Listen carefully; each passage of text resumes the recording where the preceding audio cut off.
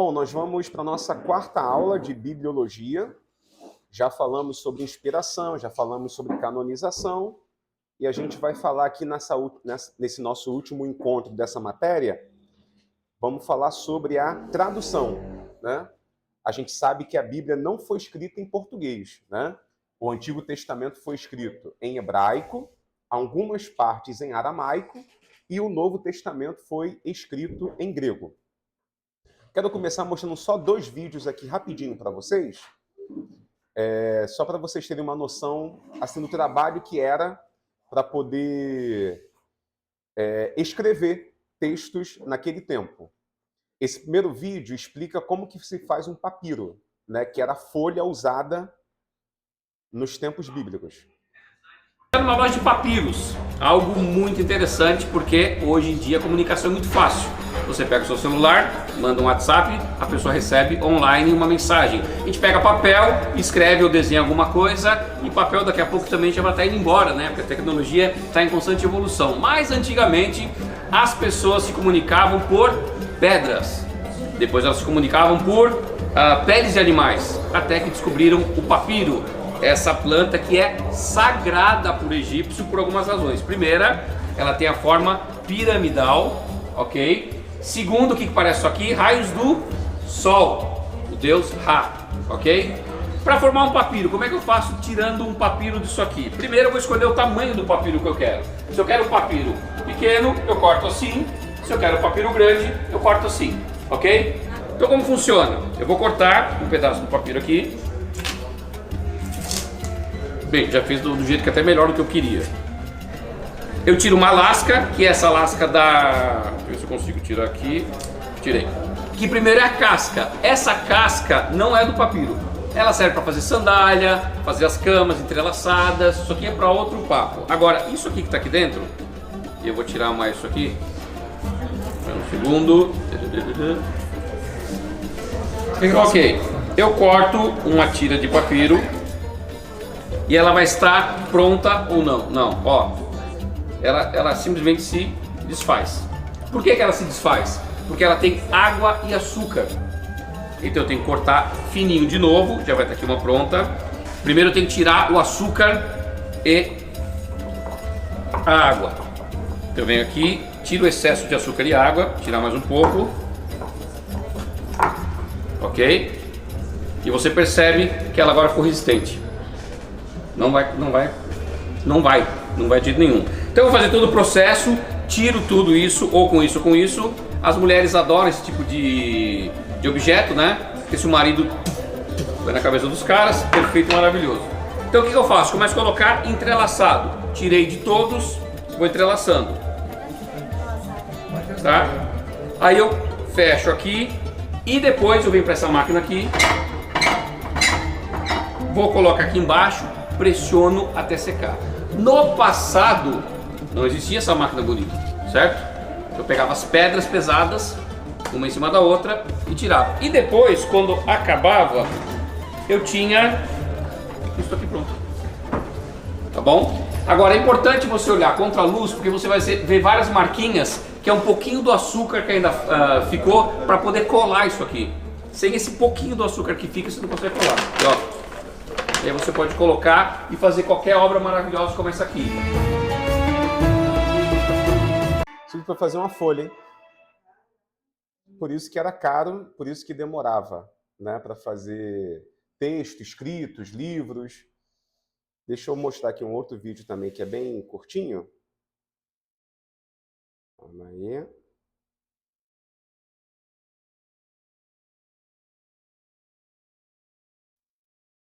Esse outro aqui ensina como que... Ensina não, né? Só apresenta a forma de fazer um pergaminho da Torá. Deixa eu ver se eu vou conseguir abrir ele aqui.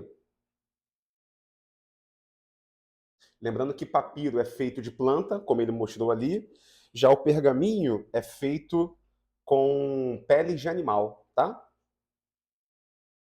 Como falamos agora sobre as tábuas da lei, o Mosaico resolveu ir mais fundo no assunto. E nós vamos mostrar algo muito interessante e eu acredito que inédito. Vamos mostrar como é feito um livro da Torá. Acompanhe! É isso mesmo, Fábio. Passados 8 dias de Sukkot, a festa das cabanas, a festa dos tabernáculos, nós chegamos à data festiva de Simchat Torá, que nos lembra quando Deus entregou a Moisés, muitos mil anos atrás, as tábuas da lei, que deram origem à primeira Torá. O que muita gente não sabe é como é feita uma Torá. Por isso, o Mosaico de hoje veio aqui, ao Beit Rabat Central, falar com o rabino Ezra Kafif, que vai nos ensinar um pouco sobre todo o processo de confecção tradicional de Torá. Temos aqui uma Torá que foi totalmente confeccionada aqui no Brasil, made in Brasil. Em primeiro lugar, nós temos aqui um pergaminho. Esse pergaminho é feito através de um animal kasher. Ele é processado e depois de um certo tempo ele fica totalmente pronto à escrita. Esse pergaminho, em primeiro lugar, ele é traçado para que todas as linhas elas sigam uma certa ordem, que elas sejam escritas de uma forma ordenada. Essa Torá é escrita com uma pena em que ela é confeccionada e ela é cortada na forma tal a proporcionar todos os traços necessários para uma letra com todos os caprichos necessários para uma Torá. Essa é uma tradição e assim ela deve ser feita. O ritual da leitura da Torá é uma coisa maravilhosa, milenar, bonita e muito importante. Com certeza a leitura da Torá nos traz uma conexão com a nossa tradição e com o nosso passado que a gente não encontra num Rumash, por exemplo. É importante que todas as letras sejam escritas de uma certa ordem e corrigidas e revisadas de uma forma tal em que um simples erro pode invalidar toda a Torá. Na maioria das vezes, esses erros são passíveis de correção. Temos também a entonação, que seria a forma na qual o ledor canta na hora que ele lê na Torá. A Torá, quando ela é lida na sinagoga, ela é cantada. A pergunta que a gente se faz é por que a gente canta a Torá, né? Porque a Torá tem uma melodia e não simplesmente lida. Tem várias explicações, como quase tudo no judaísmo, uma pergunta, várias respostas. Uma delas para diferenciar do texto lido, de um texto convencional, para se ajudar na memória, na memorização desse texto, para amplificação antigamente também. A entonação, que seriam as vogais, elas são formadas através de pontuação que não obrigatoriamente consta na Torá. Pelo contrário, na Torá não consta essa pontuação, assim dando a forma de várias e várias interpretações. Rabino agora vai nos mostrar, ou vai nos escrever, como se deve fazer na Torá, uma mensagem para o Mosaico, para vocês, telespectadores do Mosaico.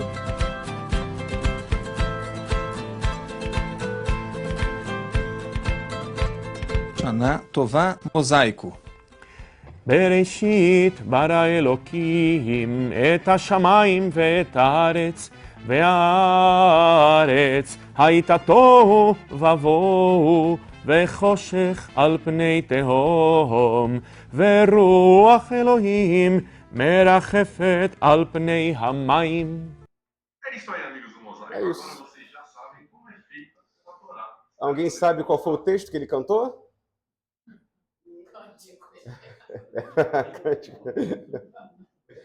Ninguém desconfia, não? Qual foi o texto que ele cantou? Tá certíssimo, Gênesis 1, é isso mesmo. Gênesis 1, verso 1. Versos 1 e 2, na verdade, que ele leu ali, né? Ou seja, sempre cantado, nunca lido normal, sempre cantado, né? Isso, de fato, ajuda bastante, né? Em memorização e tudo mais. Bom, vamos lá. Alguns assuntos importantes para hoje. Já comentei que a Bíblia não foi escrita em nosso idioma, então, portanto, que a gente tenha uma tradução. Só um versículo bíblico para ilustrar a importância disso. Neemias 8, verso 8. Alguém lê para a gente aí, por favor.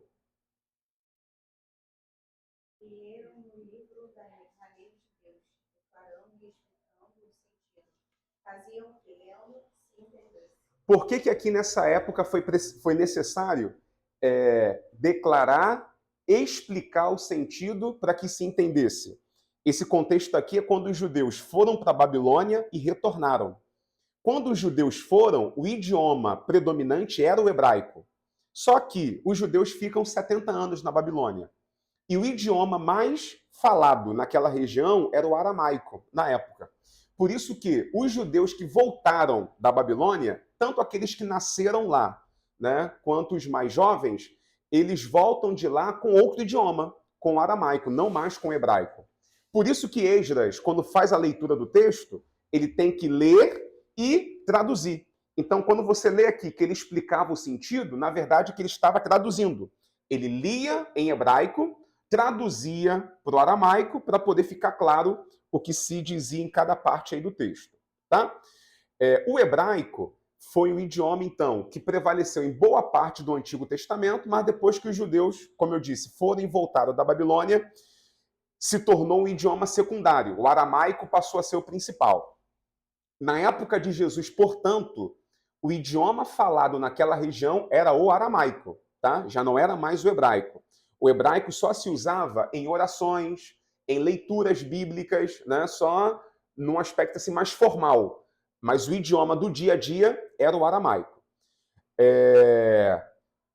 O hebraico ficou um bom tempo sendo um idioma assim, só de uso religioso, sem ser usado no dia a dia, até que por volta assim, da Idade Média, o hebraico caiu praticamente em desuso.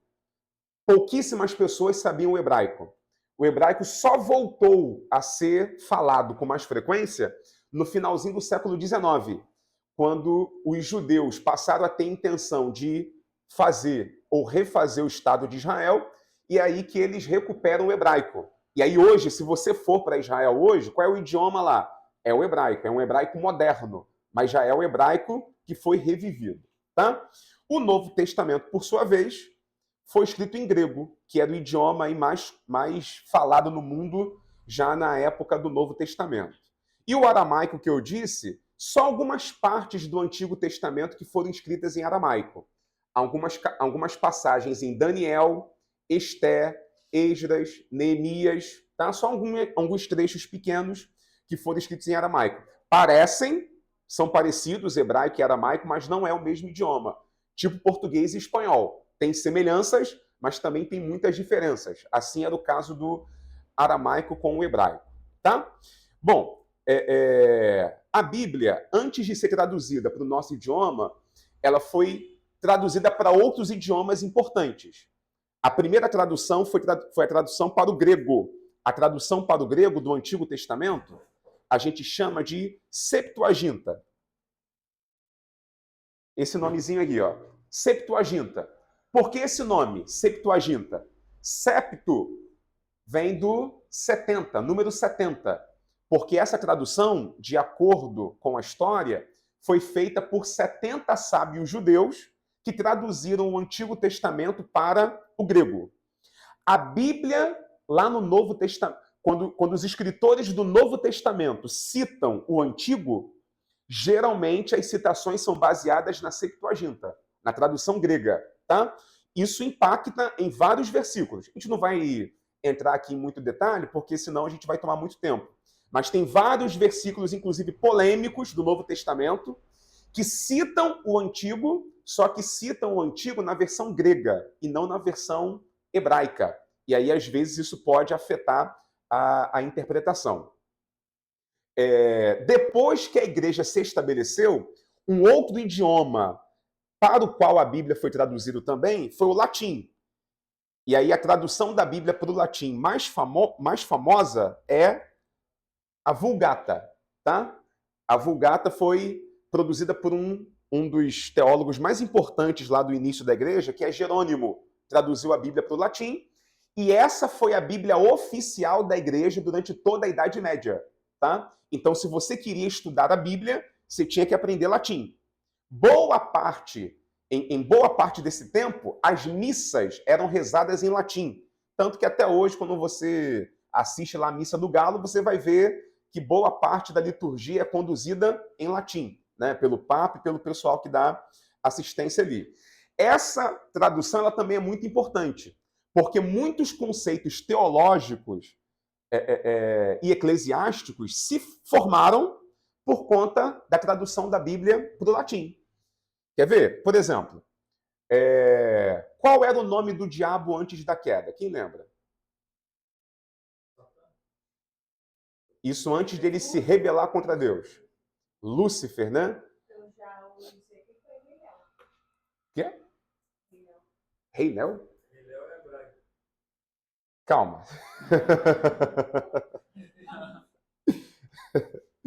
Bom, da onde que o pessoal tirou que era Lúcifer? É baseado em um texto de Isaías capítulo 14. A gente tem aqui o versículo 12. Ó, vou ler primeiro na revista e corrigida. Isaías 14, verso 12. Como caíste do céu, ó estrela da manhã, filha da alva, como foste lançado por terra, tu que debilitavas as nações. Quando esse texto foi traduzido para o latim, o tradutor usou qual palavra? Isso aqui, gente?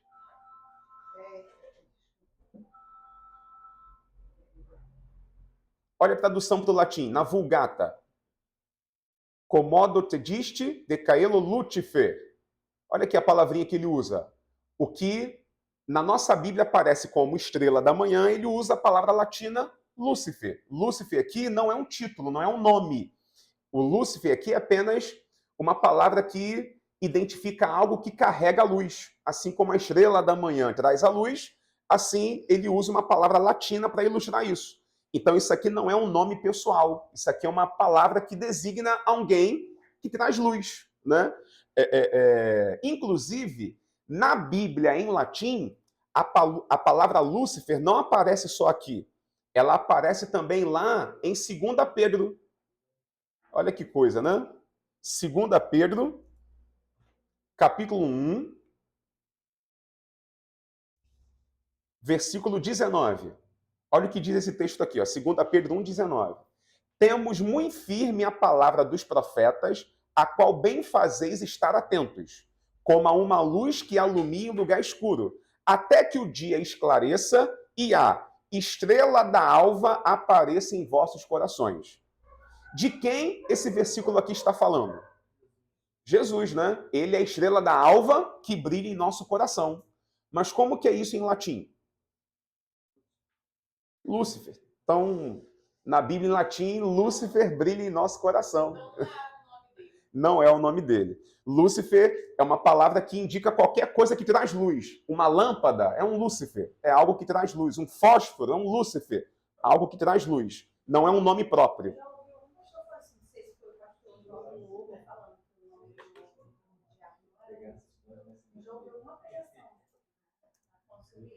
Esse versículo que a gente leu lá de Isaías 14, versículo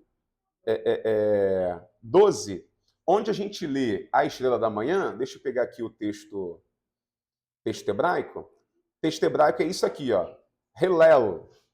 É isso que você estava dizendo, não era? Helel. O Helel é essa palavrinha aí que indica algo que traz luz, né? Algo que ilumina, algo que clareia. Assim, no mundo astronômico, o que é a estrela da manhã, gente? Não, não é o Sol. É o planeta Júpiter, tá? Por quê? Antes que o Sol aparecesse, primeiro brilhava uma estrela que era correspondente ao planeta Júpiter. Quando essa estrela brilhava bem ao longe, isso era o sinal de que o dia estava começando, né? E a partir daí é que iria iniciar o dia. Então não era ainda uma alusão ao Sol, era alusão ainda a um planeta aparecendo e trazendo brilho. Isso é importante porque depois, lá no Novo Testamento, esse título ele é apresentado a Jesus. Desculpa, gente, eu só confundi o planeta. Não é Júpiter, não, é Vênus, tá? Não é Júpiter, não, desculpa, é Vênus. Júpiter nem tem proximidade para aparecer assim, né? É Vênus. Quando Vênus aparecia, era a primeira estrela que brilhava por volta aí de umas 4:30 da manhã, mais ou menos. Depois que o Sol nascia. Então, quando essa estrela vinha, era um sinal de que as trevas estavam sendo superadas e que a luz ia brilhar. Por isso que Jesus recebe esse título. ele é resplandecente estrela da manhã. É ele que supera a escuridão, as trevas, e é ele que traz a luz de Deus. Tá?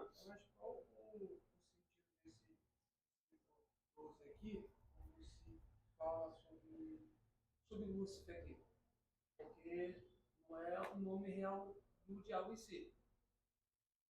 Aqui seria o quê?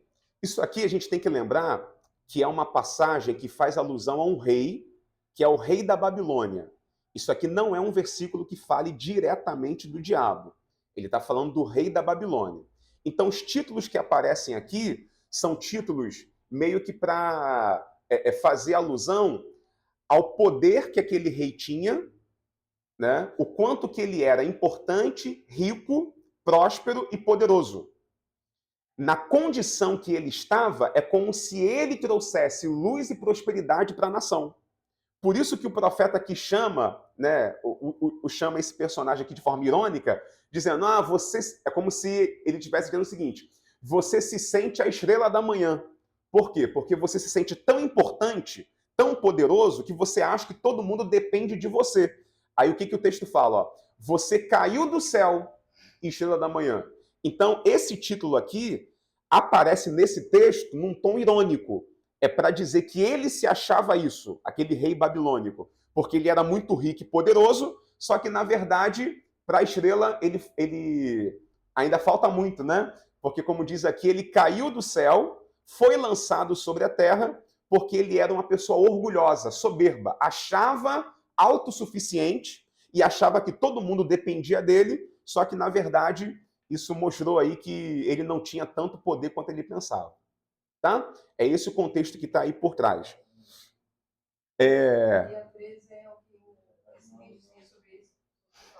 Sim, era o orgulho dele de achar que ele seria... Porque naquela época a Babilônia, de fato, era a nação mais poderosa do mundo. Então, é como uma descrição de que ele não enxergava limites para o poder dele.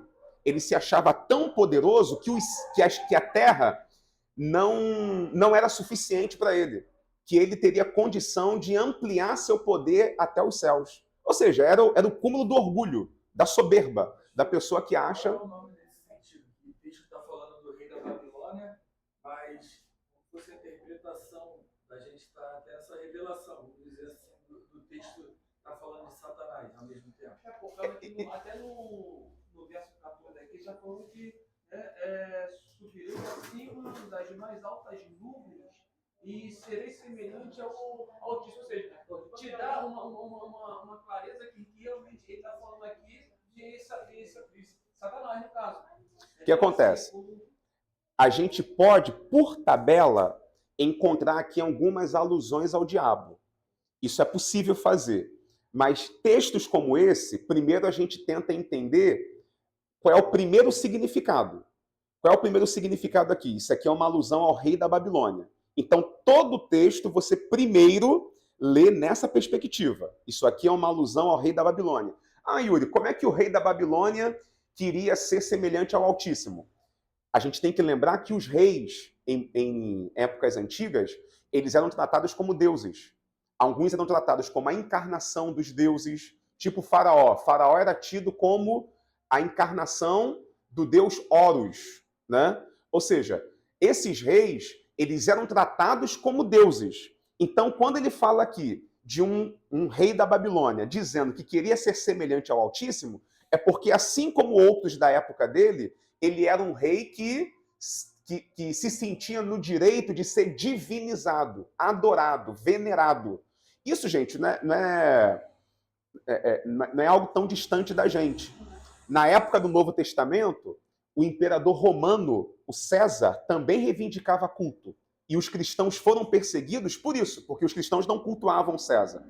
E para a gente não ir muito longe, no século passado teve um imperador na Etiópia, esqueci agora o nome dele, que ele também era, não sei o que, Selassie, depois eu pego o nome dele certinho. Esse rapaz na Etiópia, ele se dizia uma reencarnação de Cristo e também reivindicava culto e adoração, tá?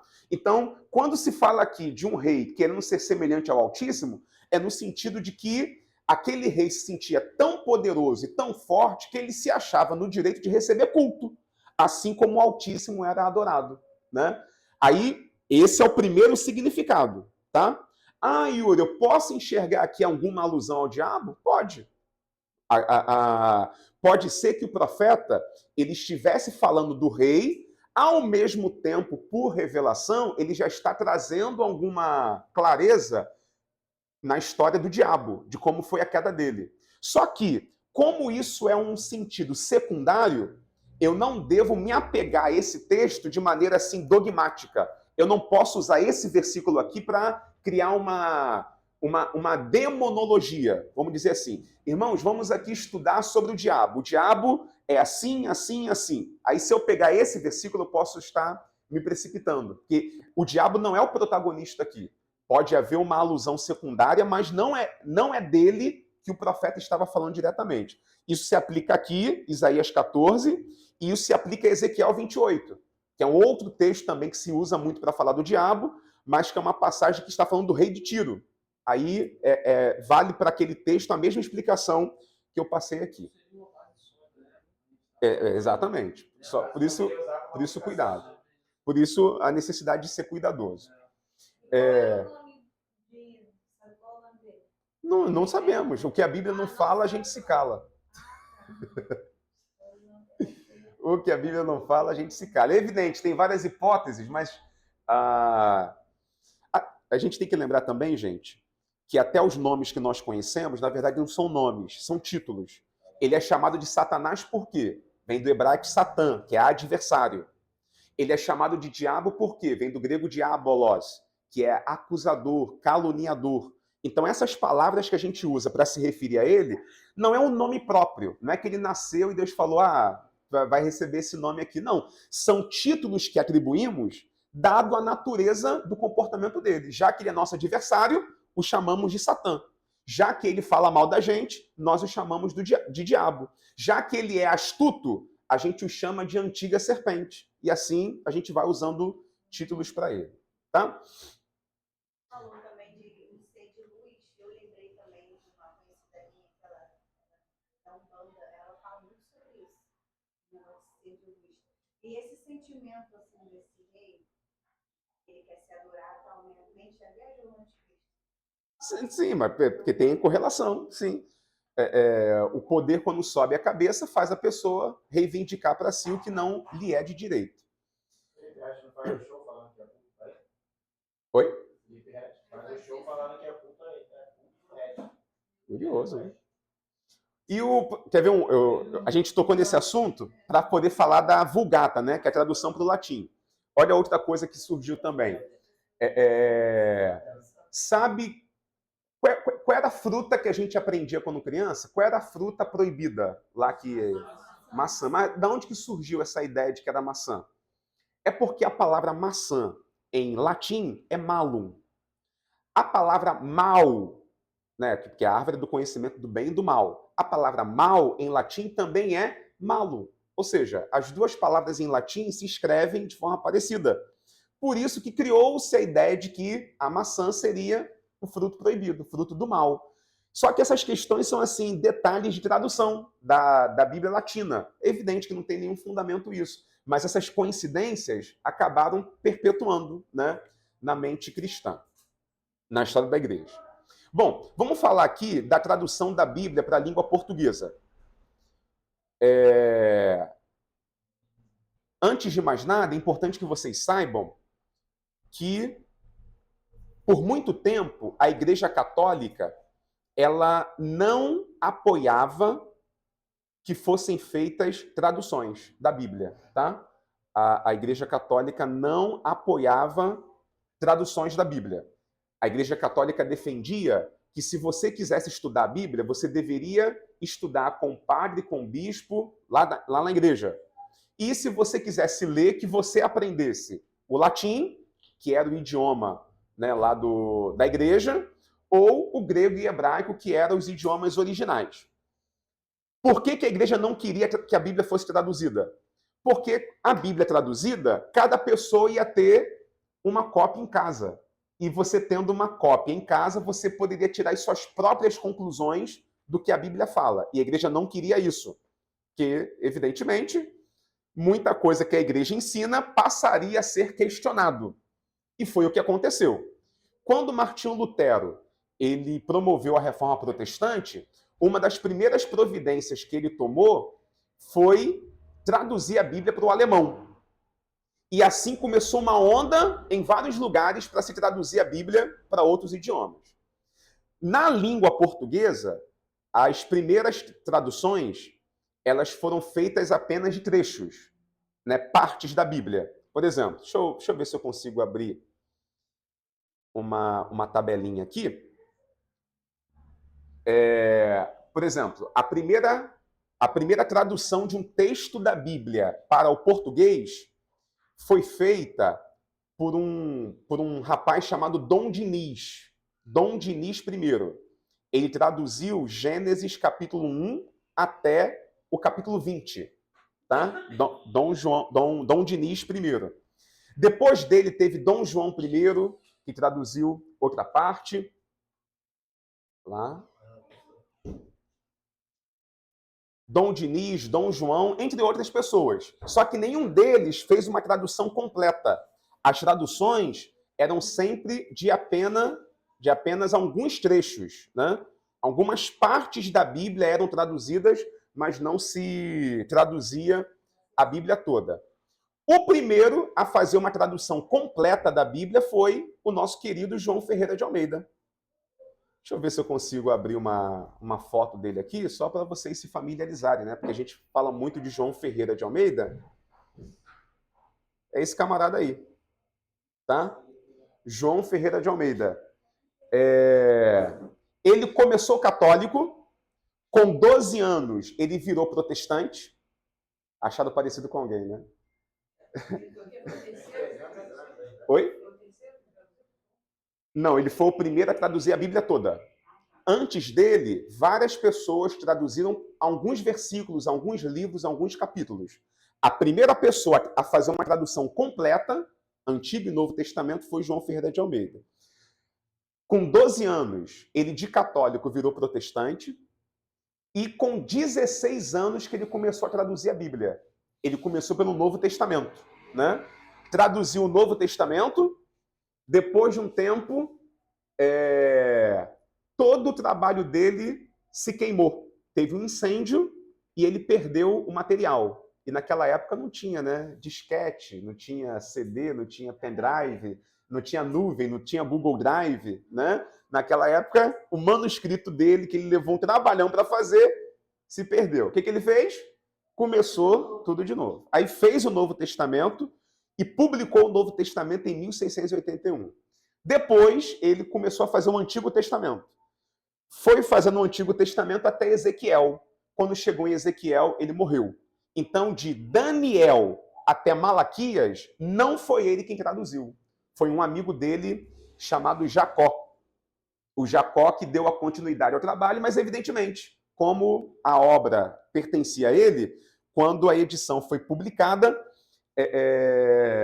foi atribuída a ele, né? Versão João Ferreira de Almeida. Oi?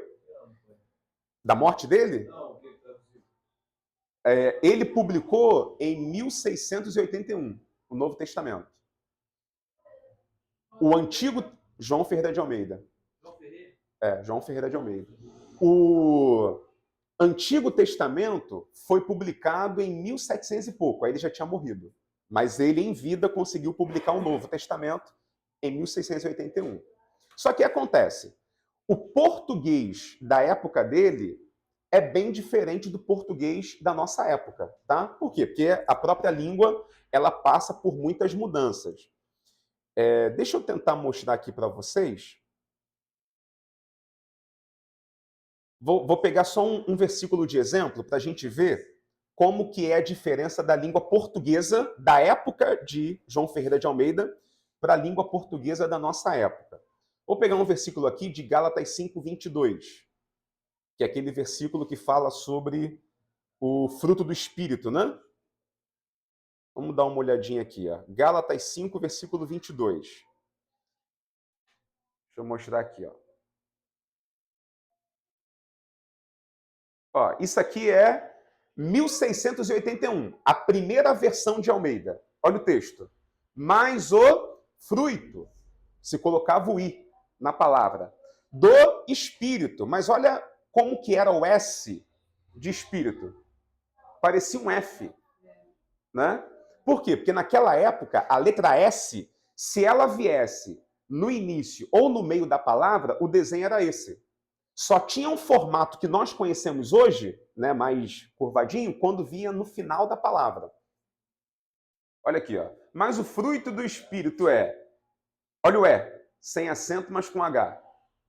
Caridade, com CH, gozo, paz, tolerância, benignidade, bondade, fé, mansidão, olha a escrita, temperança.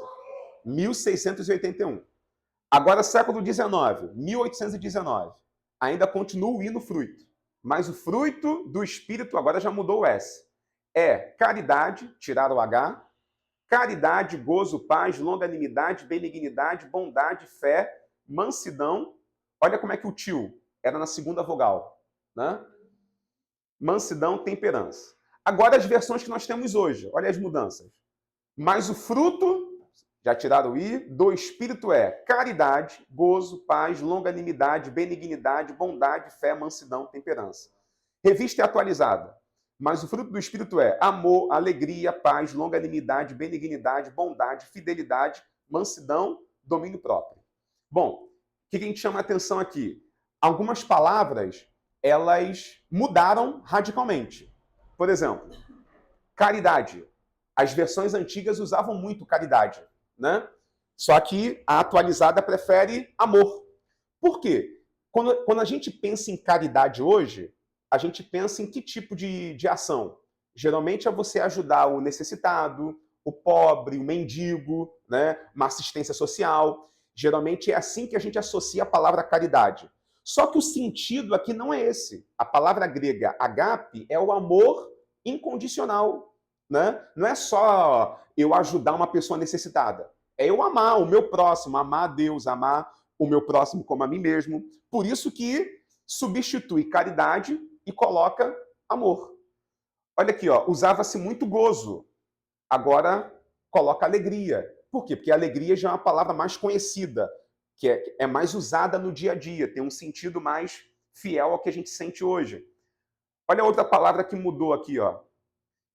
Nas versões antigas se colocava fé. Aí aqui troca fé por fidelidade. Por quê? Quando a Bíblia fala sobre o fruto do Espírito, a gente, quando pensa em fé, a gente pensa em crer em Deus, confiar em Deus. Só que não é disso que se trata. O fruto do Espírito é sinônimo de lealdade. É você ser fiel a Deus e fiel às pessoas. Por isso que mudou aqui de fé para fidelidade, para deixar mais claro que o Espírito Santo gera na gente é um sentimento de ser leal e fiel às pessoas com quem nos relacionamos. Olha a mudança de temperança para domínio próprio. Para ficar mais claro, né? Por quê? Porque quando a gente fala temperança, tem gente que pensa em tempero. De tempero pensa em comida. Né? E de comida, quem tem temperança pensa que é temperado. Né? E não é temperado. Quem tem temperança é temperante. Né? Tem o quê? Domínio próprio. Ou seja, sabe dominar as suas próprias emoções, seu próprio ego. Isso é a mudança na língua portuguesa. Quer ver? Vou dar mais um exemplo. Temos alguma solteira aqui? Todo mundo casada? E homem, tem solteiro aqui?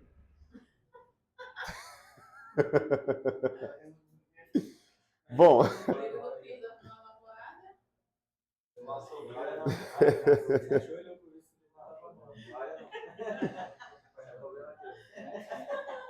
Olha que coisa, você está dizendo que é solteiro, né? Olha esse versículo aqui, ó. Josué, capítulo 2, versículo 1. Isso aqui é uma Bíblia de Almeida do ano 1819. É o português do século XIX, tá? 1819. Olha o versículo. E enviara... Deixa eu só arrastar um pouquinho para cá. Enviara... Eu vou ler fluente já para entender o texto. enviara Josué, filho de Num, 2 varões desde Sitim, a espiar secretamente, dizendo: andai, considerai a terra e a Jericó. Foram, pois, e entraram em casa de uma mulher solteira, cujo nome era Raabe, e dormiram ali. Na versão de Almeida de 1819, Raabe era chamada simplesmente de mulher solteira.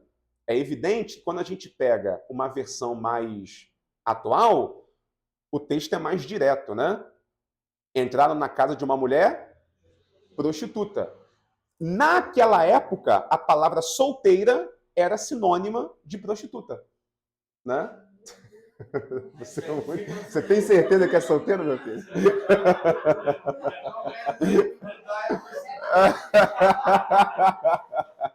Quer dizer que ela viveu essa prática que a gente conhece hoje, não tem nada a ver. Não, pelo amor de Deus, veja bem. O que eu estou explicando é, essa mulher era prostituta, tá? Ela era prostituta. Aprendeu que não. Não, ela era prostituta, tá? A questão, ela era meretriz. A palavra do hebraico diz a questão que ela era como se fosse uma hospedagem, a palavra ali onde ela estava. Vamos pegar aqui, ó. Josué, capítulo 2.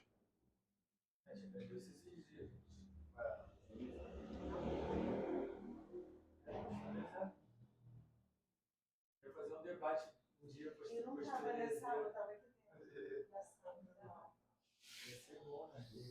Deixa eu ver.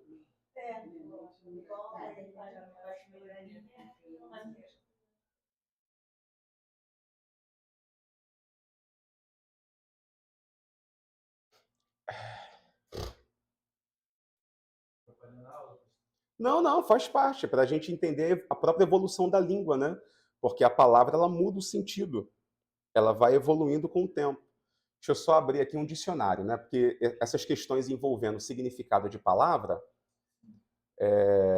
quem tem que resolver para a gente é o dicionário. Deixa eu... Tudo que o senhor vai saber, né, pastor? Tudo que o senhor vai ver na hora e vai pesquisar. Sim, evidentemente.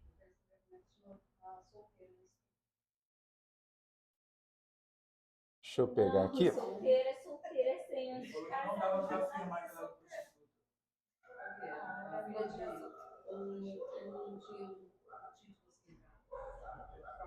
era descasada. Não, descasada depois. Não,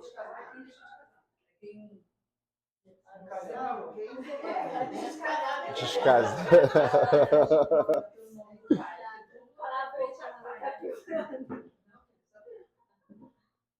Só um instante.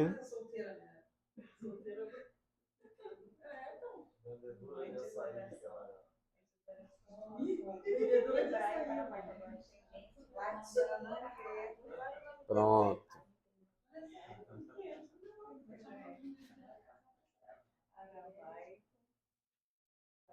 Eu não sei se ele falou, eu estou tentando lembrar aqui, se na questão de onde está ali casa, se ele não era uma hospedaria, entendeu? E ele usou esse sentido aí. Pode ser estudar essa palavra. Bom, vamos lá, ó. Qual é a palavra que é usada em hebraico para prostituta aqui? É a palavra zaná. Está aqui, ó, zaná. O que significa a palavra zaná no dicionário? A gente vê aqui, ó. Uma raiz primitiva. Primeiro significado: praticar fornicação. Ser uma meretriz. Agir como meretriz. Ser uma meretriz. Agir como meretriz. Cometer fornicação. Cometer adultério. Ser um prostituto ou prostituta cultual. Ou seja, qual é o significado? Prostituição, né? Isso já não é hebraico, né? Sim. Zaná. Então, assim, a tradução não está errada, não. Ela era isso mesmo. Ela era uma prostituta. Agora, sim.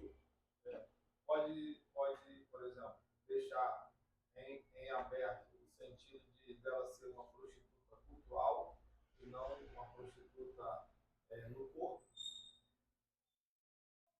Olha, prostitutas cultuais prestavam esse serviço no templo, no santuário. Elas não prestavam serviço de prostituição em casa, né? As prostitutas cultuais eram aquelas mulheres que iam lá para o templo, e lá no templo, os homens que iam lá se deitavam com ela naquele ambiente sagrado. Na história de Raabe, a gente vê todo o trâmite ali sendo transcorrendo na casa dela, que por sinal ficava em cima do muro de Jericó. Então, assim, não parece que há aqui uma alusão à prostituição cultural. Parece que é uma meretriz comum, né? E o Novo Testamento endossa isso. Então, tendo essa prática dela como referência, na época que João Ferreira de Almeida fez a sua tradução, ele usou a palavra que na época era sinônimo de prostituta. Era uma pessoa chamada de solteira. Só que hoje nós não usamos mais palavra solteira com esse sentido. Hoje solteira é simplesmente uma pessoa que não é casada. Por que que naquela época tinha uma conexão? Porque as pessoas casavam cedo. Ou seja, as mulheres casavam cedo. Então, para uma mulher chegar a uma fase da vida um pouco mais avançada e ainda estar solteira, era muito provável que ela era uma mulher da vida, né? Porque normalmente as mulheres eram pedidas em casamento já cedo. Só que, como nós não usamos mais a palavra solteira com esse sentido, não tem por que a tradução manter. Então, o tradutor vai lá e coloca uma palavra mais específica para indicar que ela era uma prostituta, não uma mulher simplesmente solteira, mas uma mulher que, de fato, estava ali prestando serviço imoral. Lembrando que isso é importante para a história. Por quê? Porque o texto está apresentando para a gente um exemplo de fé de uma pessoa que era mau exemplo de moralidade, né? Ou seja, uma pessoa que era imoral, rejeitada pela sociedade, ela expressou um nível de fé que nesse texto é uma fé que a gente pode dizer até que maior, nesse contexto, maior do que a do próprio Josué. Porque Josué, por mais fé que tivesse em Deus, ele mandou espia para espiar a terra. E só o fato de você mandar um espia, isso já indica uma certa desconfiança, uma certa incredulidade. Puxa, tu não está confiando no teu Deus? Porque se você vai com confiança em Deus, você não precisa espiar nada não. Você vai chegar lá, invadir e pronto, e acabou. Só o fato de ele ter mandado é uma certa fraqueza. A mulher aqui, ela mesmo não sendo israelita, ela declara uma fé no Deus de Israel, que é uma fé contagiante, para dizer, não, eu ouvi falar do Deus de vocês e sei que o Deus de vocês é um Deus diferenciado, é um Deus poderoso. Então, esse tipo de alusão, né, de explicação, faz com que o texto tenha mais sentido, né? Tendo a história ali tenha mais sentido. Beleza, gente? Vamos fazer uma pausa rapidinho? Já é 8h35. Daqui a pouco a gente recomeça.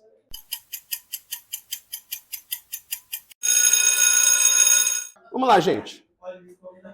Bom, qual Bíblia que vocês têm aí de tradução? Quais que vocês estão usando aí agora? Oi? Revista corrigida, né? Revista corrigida. NVI. E a sua? A minha tá ACF. Ah, tá. ACF. Corrigida fiel. Tá. Tá, vamos rapidinho só explicando cada uma delas, né? Revista e corrigida, quem tem, é por aquela razão que eu expliquei. A língua portuguesa, na época de João Ferreira de Almeida, sofreu mudanças como sofre até hoje. Então, já no século XIX, foi necessário fazer uma correção do texto de Almeida. É aí que nasce a Revista e Corrigida. E assim ela vai sendo revista e corrigida em outras vezes, em outros momentos. Teve uma correção em 1995, teve em 2007, 2011, né? São novas edições da Revista e Corrigida. Alguém tem a NVI também, né? NVI é Nova Versão Internacional. Quem coordenou a produção dessa Bíblia no Brasil foi meu professor, Luiz Saião. É um pastor batista, né? A NVI, a característica dela é que ela nem é uma tradução literal, nem é uma tradução parafraseada, como uma linguagem assim do dia a dia. Ela busca um equilíbrio, por isso que essa versão ela é muito boa para você compreender melhor aí o texto. Quem tem Almeida pode ter a revista corrigida e teve também a revista e atualizada. Né? Qual a diferença da corrigida para a atualizada? Quando Almeida fez a tradução, ele tinha alguns manuscritos disponíveis na época dele para fazer a tradução. Depois que ele morreu, foram achados novos manuscritos. E esses novos manuscritos trazem algumas diferenças em alguns versículos. Por essa razão, foi necessário rever e atualizar a versão de Almeida. É aí que nasce a revista atualizada, que teve em 1951, 1993, e hoje já existe também a nova Almeida atualizada. O amigo ali tem a Corrigida Fiel. Corrigida Fiel leva esse nome por quê? Porque ela é uma tradução que ela procura ser bastante fiel à estrutura do texto. Tá? Por quê? A forma de escrever em hebraico é diferente da forma de escrever em língua portuguesa. Um exemplo bem simples. Na língua portuguesa, a construção normal é sujeito, verbo, objeto. Então, se eu quero construir uma frase, eu posso dizer assim: eu comprei um pão. Eu, sujeito, comprei, verbo, pão, o objeto. É assim que se fala em português. Sujeito, verbo, objeto. Em hebraico, não. Em hebraico, as frases começam geralmente com um verbo. Então, em hebraico, a frase seria: comprei eu um pão. Tá? Por exemplo, Gênesis 1, né? Como é que está na nossa Bíblia? No princípio, criou Deus os céus e a terra. Não é essa a ordem natural como a gente escreve. Na nossa língua, o natural é falar: no princípio, Deus criou os céus e a terra. Mas em hebraico, como costuma começar com um verbo, o verbo é colocado logo em destaque. Assim, na maioria dos textos, isso não faz tanta diferença. Sim, ela é um pouco mais difícil, porque ela é tão apegada à estrutura que peca um pouco na... Atualizada. A corrigida, a corrigida, ela ainda tem uma linguagem muito formal, né? Ainda muito formal. As traduções, elas geralmente se dividem em dois grupos: equivalência formal e equivalência funcional. O que é equivalência formal? É o texto se preocupar literalmente com a ordem das palavras. O que é equivalência funcional? É quando o tradutor não se preocupa com a ordem das palavras. Ele se preocupa com o sentido da frase. Então, nas nossas Bíblias, revista e corrigida, corrigida fiel, são Bíblias de equivalência formal. Quando você pega a linguagem de hoje, por exemplo, já é uma equivalência funcional. Tá? Às vezes, a ordem em que a palavra aparece na frase pode fazer diferença. Pode. E nem sempre fica perceptível. Só quando você se debruça sobre o texto que você entende melhor. Vou dar só um exemplo. Ageu, capítulo 2. Vamos fazer uma comparação aqui de textos. Ageu, capítulo 2, versículo 9. Dá para todo mundo ler aí, né? Ó, vamos pegar aqui. Deixa eu só... Não vai sentar mais aí, não. Pô, foi mal nisso. Pronto. Vamos ler esse texto aqui, ó. Revista corrigida. A glória desta última casa será maior do que a primeira, diz o Senhor dos Exércitos. E neste lugar darei a paz, diz o Senhor dos Exércitos. Revista atualizada. A glória desta última casa será maior do que a da primeira, diz o Senhor dos Exércitos. Ou seja, não muda muita coisa. Agora, olha a Bíblia, tradução brasileira. A última glória desta casa será maior do que a primeira, diz Jeová dos Exércitos. Qual é a principal diferença aqui? Observem a palavra última. Na versão corrigida e atualizada, última aparece como um adjetivo relacionado à casa. A glória da última casa. Na tradução brasileira, não. A última glória desta casa. Então, enquanto aqui o última é a casa, lá a última é a glória. Percebe que pode fazer diferença. Aí, quando eu olho um texto desse, bom, para eu entender qual a tradução está mais correta, não preciso nem saber de hebraico, não. Eu posso ler o contexto. Para a gente ler o contexto, olha o que diz Ageu capítulo 2. Olha como é que vai fazer mais sentido agora o texto. Ageu 2, versículo 3. Olha aqui, ó. Quem dentre vós que tendo ficado, viu... Olha a expressão, gente. Viu esta casa na sua primeira glória. Então, se antes ele falou da primeira glória, é porque a intenção depois é falar da última glória. Então, ele não faz comparação de primeira casa e última casa. Ele está fazendo uma comparação de primeira glória com última glória, né? Ou seja, a casa é a mesma. Por quê? Porque para ele não importa se o templo foi construído por Salomão, por Zorobabel, não importa quem construiu. A casa é a mesma, é a casa de Deus. Esta casa, este santuário, recebeu uma primeira glória. Qual foi a primeira glória? Quando Salomão consagrou e o fogo desceu em 2 Crônicas 7:1. A glória desceu em 2 Crônicas 7:1. O que Ageu está dizendo é, aquela glória da época de Salomão foi a primeira. Mas esta casa ainda vai receber uma glória maior. A última glória, essa vai ser maior. Olha como é que reler o texto pode mudar algumas aplicações. Porque muitos pregadores, quando pegam essa versão aqui de a glória da última casa, fazem comparações de eu estava no emprego, fui para outro, a glória da segunda casa, né? Saí de uma igreja, fui para outra, a glória da segunda casa, né?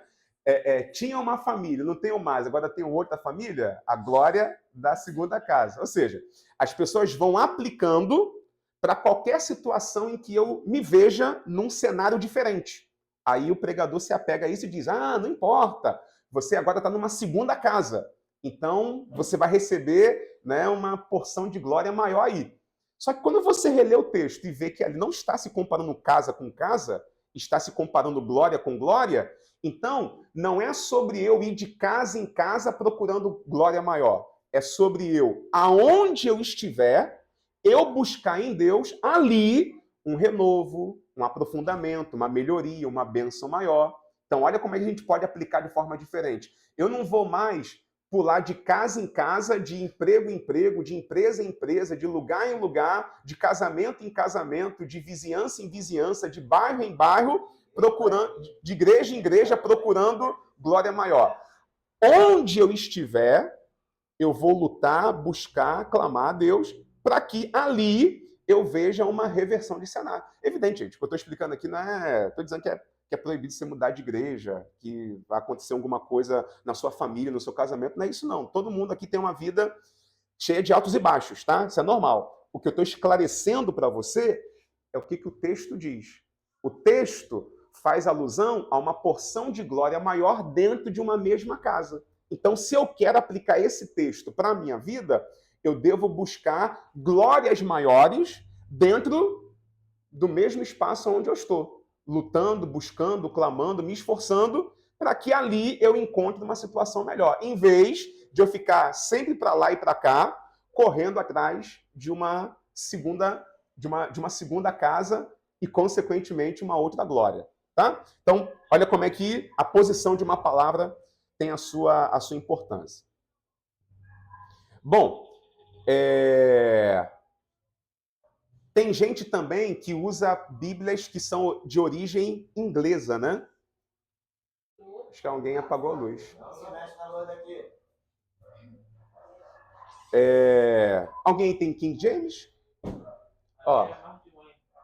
De quem? É Bíblia de estudo ou do tradutor? Ah, sim, é um comentário então, né? Qual é a tradução dela?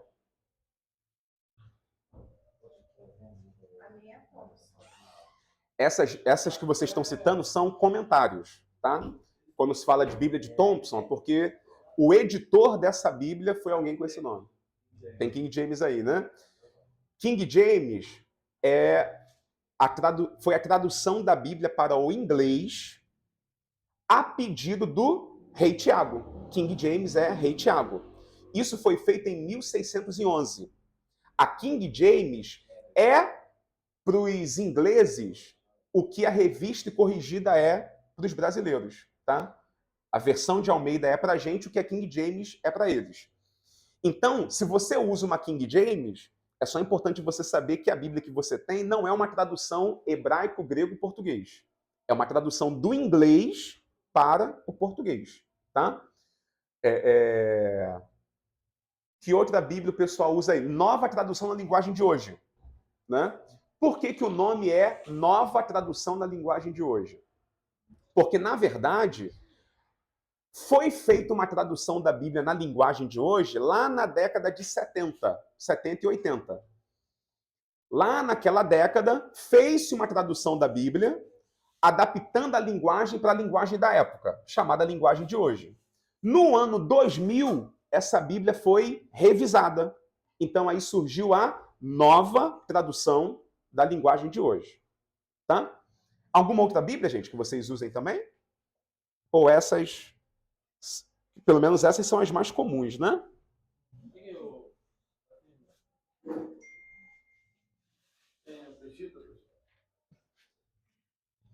Oi? Tem. Ah, Mateu Henry. Mateu Henry é o comentarista. A tradução da sua Bíblia aqui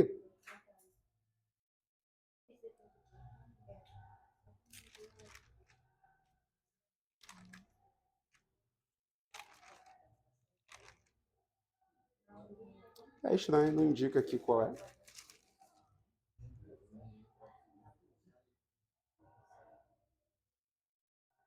Revista corrigida. Então, a sua tradução aqui é revista corrigida. Mateu Henry é o comentarista, ou seja, os estudos que tem aí, os comentários, as explicações que são dele. Não é a tradução que é dele, não. Bom, vamos lá. Quando se tem um trabalho de traduzir a Bíblia, o tradutor tem que enfrentar vários desafios. Vários desafios já foram superados e outros desafios vão sendo superados conforme o tempo passa. Então, vou citar só alguns aqui para vocês entenderem. Primeiro, é justamente a questão dos manuscritos. Por isso que eu falei para vocês que a revista atualizada ela é diferente da revista corrigida, porque ela usa manuscritos que João Ferreira de Almeida não tinha acesso na época dele. Por que isso é importante? A Bíblia, lá nos primeiros séculos, ela era copiada à mão. E você deve concordar comigo que copiar um negócio à mão está sujeito a erros, né? Hoje, quando a gente quer fazer cópia de um documento, já tem a máquina de Xerox. A copiadora ali, ela consegue ser fiel. Ela vai reproduzir fielmente a cópia que você colocou ali. Agora, se eu pegar um documento e pedir para o irmão escrever esse documento como uma cópia, corre-se o risco de, quando eu pegar essa cópia, eu falar, ih, cara, tu pulou uma linha aqui. Tu pulou uma palavra aqui. Então, esses manuscritos que foram descobertos trazem algumas diferenças no texto, tá? E isso os tradutores vão vendo, revendo, corrigindo e atualizando. Bom, quais são as diferenças mais importantes? Primeira diferença mais importante. Algumas palavras, expressões, frases, às vezes até versículos inteiros, não aparecem em manuscritos mais antigos. Eu pego um manuscrito antigo, o texto está de um jeito, pego um manuscrito mais recente e vejo que tem ali uma frase a mais, uma palavra a mais. Se a versão mais antiga não tem aquela frase, o que isso pode indicar? Que, dentre aquela época, E tempos depois, alguém enfiou aquela frase ali. Alguém acrescentou aquela palavra ali. Ou seja, o texto pode ter sofrido alguma alteração. É isso que os editores vão sempre revendo, né? Para quê? Para garantir que a Bíblia que a gente tem em mãos, ela seja autêntica, fidedigna. Para que o texto que a gente tenha, eu tenha a convicção que foi aquilo ali que foi escrito originalmente. Que não teve nenhum espertinho que acrescentou ali alguma frase, alguma coisa. Então vamos pegar alguns exemplos. Vamos lá. Já repararam que católicos e evangélicos oram o Pai Nosso e terminam de forma diferente? Né? A gente vai no mas livrai-nos do mal, porque teu é o poder, o reino e a glória para sempre. Amém. Como é que o católico reza ao final? Mas livrai-nos do mal. Amém. Acabou. Eles falam também vosso. Sim, a questão do vosso não é problemática, que de qualquer forma está se dirigindo a Deus. Esse plural nós chamamos de plural majestático. Por exemplo, eu falo vossa majestade, ainda que seja um rei só, mas é porque ele é um rei muito importante. A gente usa a palavra no plural. Isso não tem relevância. Agora, por que o católico termina a oração antes? Porque ele não vai até o final. É questão de manuscritos. Os manuscritos mais antigos do Evangelho de Mateus, quando eu pego a parte do Pai Nosso, só vai até o livrai-nos do mal e acabou. Tá? Ou seja, parece que a parte do porque teu é o reino e a glória para sempre, amém, é uma adição. Alguém acrescentou.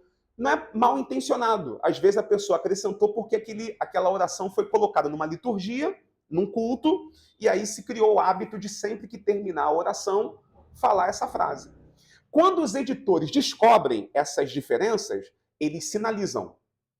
Alguns editores modernos colocam um colchete. Quer ver? Deixa eu mostrar aqui um exemplo. Ó. Vou pegar a revista atualizada, que faz isso com frequência. Mateus 6, versículo 13. Olha como é que aparece na atualizada. Ó. E não nos deixeis cair em tentação, mas livra-nos do mal. Percebeu aqui o colchete? Olha aqui o colchete, ó. Pois teu é o reino, o poder e a glória para sempre, amém. Aí quando você pega o final lá do amém, deixa eu diminuir aqui. Olha aqui, ó. Fechou colchetes. Por que tem colchetes abrindo e fechando? Isso aqui é para o editor te sinalizar que esta frase não aparece nos manuscritos mais antigos. Então pode ser uma adição. Pode ser que não seja uma frase original. O que significa dizer que quando Jesus ensinou o Pai Nosso, ele não incluiu essa frase. Essa frase foi incluída depois. Qual é a evidência disso? Se eu pegar a mesma oração do Pai Nosso na versão de Lucas, olha aqui, ó. Lucas capítulo 11. Quando orardes, dizei: Pai, santificado seja o teu nome, venha o teu reino. Pão nosso cotidiano dá-nos de dia em dia. Perdoa-nos os nossos pecados, pois também nós perdoamos todo o que nos deve. E não nos deixe cair em tentação. Acabou. Acabou. Então, sempre que o editor percebe uma frase, uma expressão que foi adicionada, ele sinaliza. Em alguns casos, ele remove totalmente. Aí você pega a Bíblia, você pede por exemplo, a gente vai fazer uma leitura congregacional na igreja. Vamos todo mundo ler. Aí a gente pega um determinado versículo. Dependendo do versículo que a gente pega, vai ter versículo que o pessoal vai continuar lendo, enquanto metade da igreja parou de ler. Por quê? Tipo esse aqui, ó. Romanos, capítulo 8.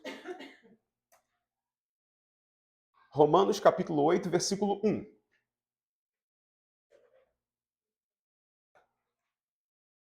Romanos 8, versículo 1. Vamos lá, ó. Imagina a gente pedindo para a igreja ler Romanos 8, versículo 1. Aí, metade da igreja está com a revista corrigida.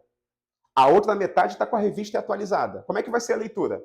Portanto, agora, nenhuma condenação há para os que estão em Cristo Jesus. Quem tem atualizada terminou aqui. Aí o restante, que não andam segundo a carne, mas segundo o Espírito. Metade da igreja não vai ler. Por quê? Porque esse trecho aqui já se sabe que não aparece nos manuscritos mais antigos. Então é uma adição. Então o que a atualizada faz? Tira. Não faz parte do original, tira. Por isso a necessidade de sempre ter versões atualizadas. Por quê? Porque os editores, eles fazem esse trabalho de pesquisa para avaliar qual é o texto autêntico. Para qualquer palavrinha a mais, qualquer frase a mais que não pertence ao original, ele ou sinalizar, para você ficar ciente, ou ele remover, porque não vai fazer falta no texto. E isso em alguns casos, isso é sério. Por quê? Por exemplo, João capítulo 5, versículos 3 e 4. Lembra do episódio do tanque de Betesda? Vamos ver como é que está na revista atualizada?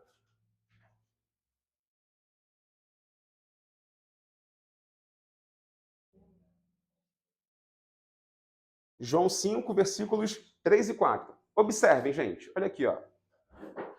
Nestes jazia uma multidão de enfermos, cegos, coxos, paralíticos. Abre colchetes. Se abrir o colchete, é para indicar o quê?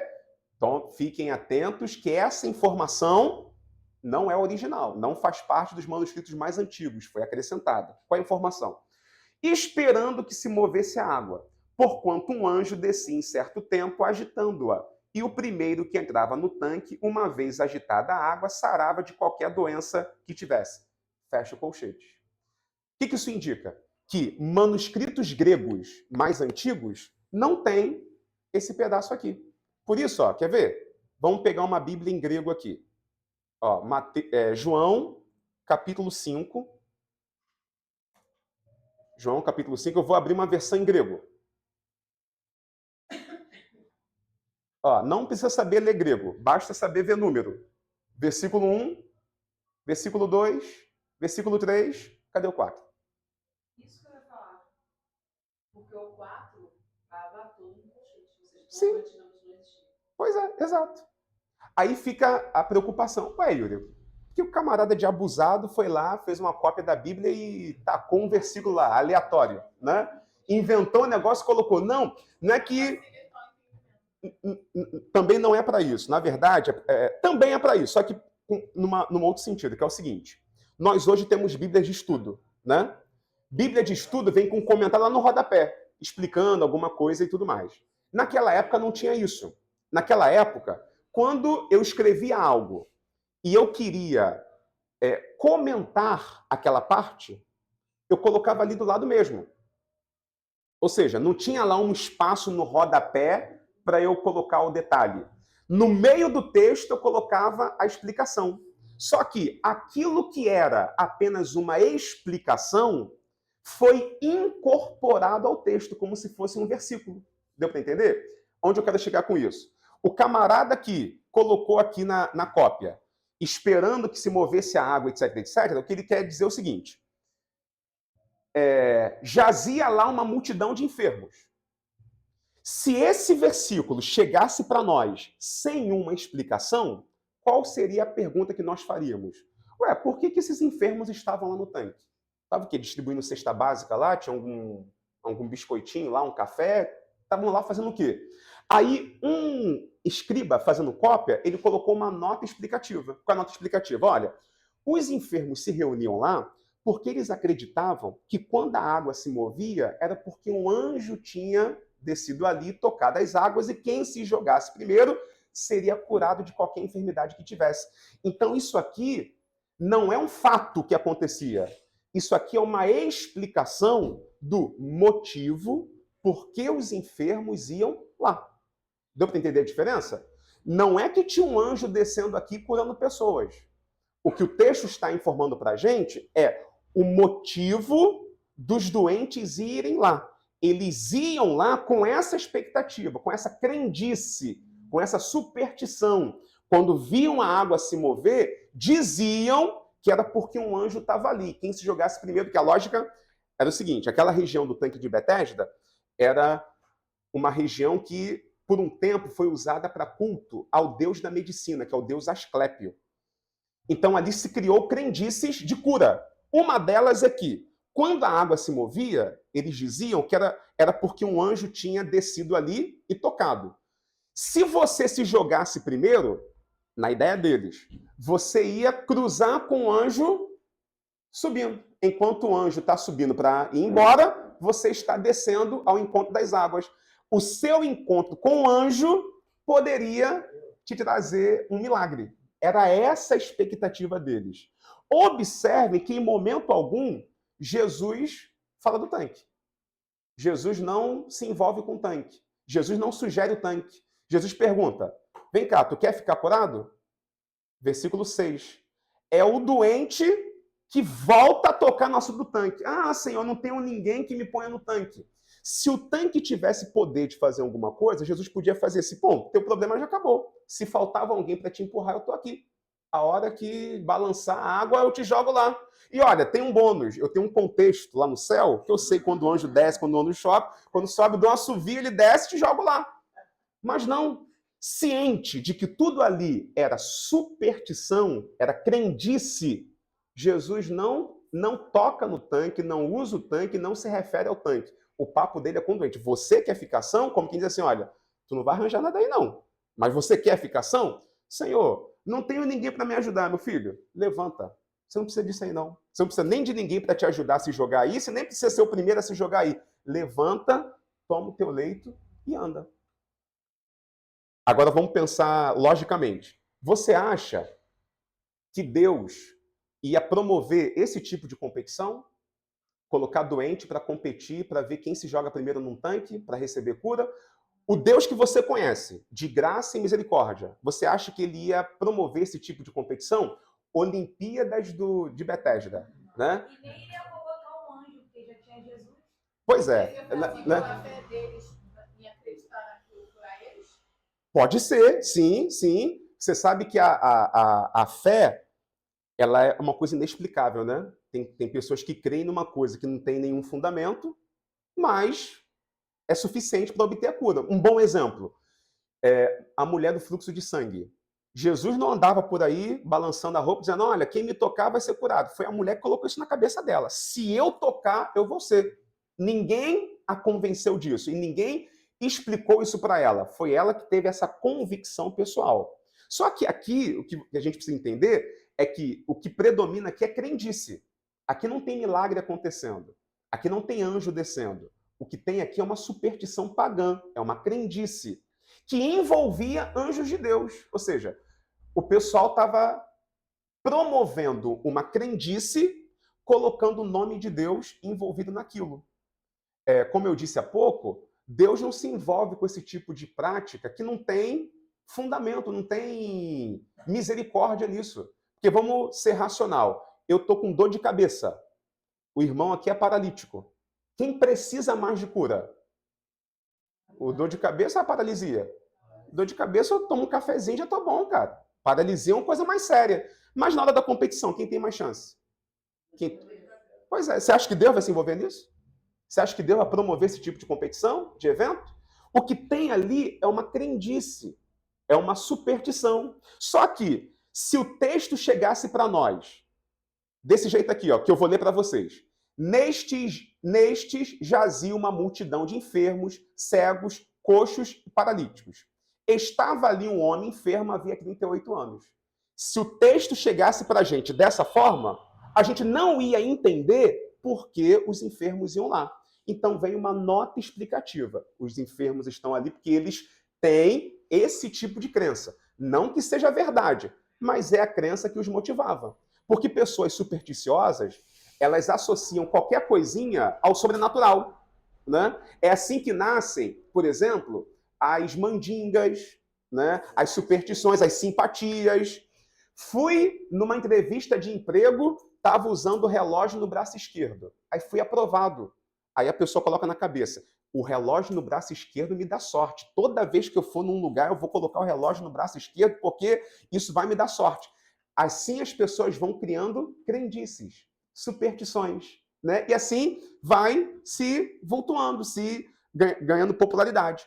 Então, certos textos vão aparecer essas observações E quando aparecer um colchete na tua revista atualizada, você abre o teu olho e lê direito o contexto. Olha aqui um outro exemplo, ó. Mateus.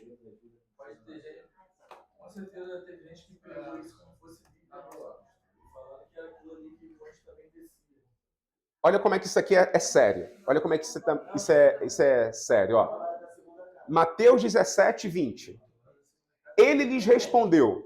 Esse episódio aqui é quando os discípulos não conseguem expulsar demônios. Aí vão perguntar para Jesus o porquê que não conseguiram. Jesus respondeu: por causa da pequenez da vossa fé. Pois em verdade vos digo que se tiverdes fé como um grão de mostarda, direis a este monte, passa daqui para acolá, e ele passará. Nada vos será impossível. Abre colchete. Verso 21. Mas esta casta não se expele, senão por meio de oração e jejum. Bom, existe alguma classe de demônio que só sai com jejum? Será que tem algum demônio que é graduado, tem uma especialização no inferno, uma formação, né, mais profunda das profundezas, que não, você expulsar no nome de Jesus não é suficiente, né? Você tem que estar em jejum. Será que tem algum demônio especialista nisso? Vamos entender a história? Pois é, já deu uma dica. Por quê? Vamos lá. Primeiro, os discípulos nessa época jejuavam? Não. Então faria sentido Jesus criticá-los? Ele mesmo falou para que não era para jejuar. Ele mesmo falou, enquanto o noivo está aqui, não é para jejuar, não. Haverá um tempo que o noivo vai ser tirado, e aí sim, os irmãos vão jejuar. Mas nesse episódio, havia necessidade de estar em jejum? Não. Os discípulos não foram enviados para pregar o evangelho, curar os enfermos, expulsar o demônio, isso lá em Mateus capítulo 10, numa época que eles ainda não jejuavam, né? E outra, o versículo 20 já deu a resposta, gente. Perguntaram, por que não conseguimos? Está aqui a resposta, ó. Por causa da pequenez da vossa fé. Por quê? O que expulsa demônio não é o nosso grau de disciplina espiritual. É o exercício da fé. Porque eu creio, o demônio tem que sair. E isso é suficiente. Lembra de Marcos 16? Estes signais seguirão os que crerem. O que vai acontecer? Em meu nome expulsarão demônios. Em meu nome falarão novas línguas. Ou seja, por que a fé é suficiente? Porque nós somos justificados pela fé. Presta bem atenção. Ninguém expulsa demônio porque vive no monte, porque jejua 80 dias e 80 noites, porque ora todo dia de madrugada e fica com o joelho calejado. Não é isso que te dá condição de expulsar um demônio. Se você for enfrentar o demônio, tentar expulsar ele, se garantindo no teu jejum, na tua consagração, você vai passar vergonha. Porque não tem ninguém que o diabo não possa usar uma vírgula da sua vida contra você. Não tem.